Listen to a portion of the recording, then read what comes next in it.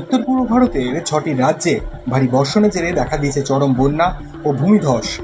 সোমবার পর্যন্ত এই দুর্যোগে প্রাণ হারিয়েছেন অন্তত 36 জন। ক্ষতিগ্রস্ত হয়েছেন 5 লক্ষেরও বেশি মানুষ। সবচেয়ে বেশি ক্ষয়ক্ষতির শিকার হয়েছে অসম রাজ্য, যেখানে 22টি জেলায় জলবন্দী অন্তত 5.35 লক্ষ মানুষ। এখনো পর্যন্ত মৃত্যুর সংখ্যা 11। রাজ্যের অন্তত 15টি নদী বিপদসীমার উপর দিয়ে প্রবাহিত হচ্ছে। লখিমপুর সহ বিভিন্ন জেলায় যোগাযোগ ব্যবস্থা মারাত্মকভাবে ক্ষতিগ্রস্ত হয়েছে। সিকিমের ছাতেনে একটি সেনা শিবিরে ভূমিধসের ফলে প্রাণ হারিয়েছেন 3 জন সেনা সদস্য।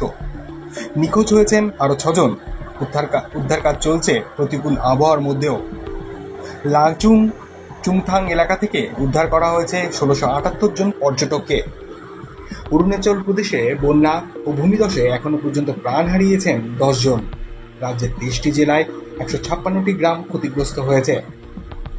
মেঘালয়ে মৃত্যু হয়েছে 6 জনের এবং মিজোরামে কাদা ধসের কারণে বন্ধ হয়েছে 200-এরও বেশি সড়ক। ত্রিপুরায় বৃষ্টির তীব্রতা কিছুটা কমলেও এখনো ত্রাণ শিবিরে আশ্রিত রয়েছেন 10,000 মানুষ। মণিপুরেও পরিস্থিতি সংকটজনক, 19,000-এর বেশি মানুষ ক্ষতিগ্রস্ত।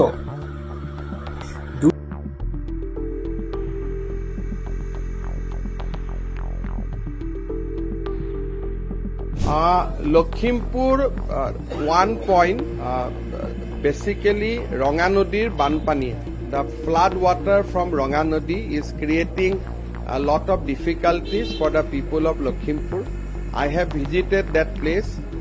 We have assured them that the bridge embankment will be repaired or will be fixed within 10 days.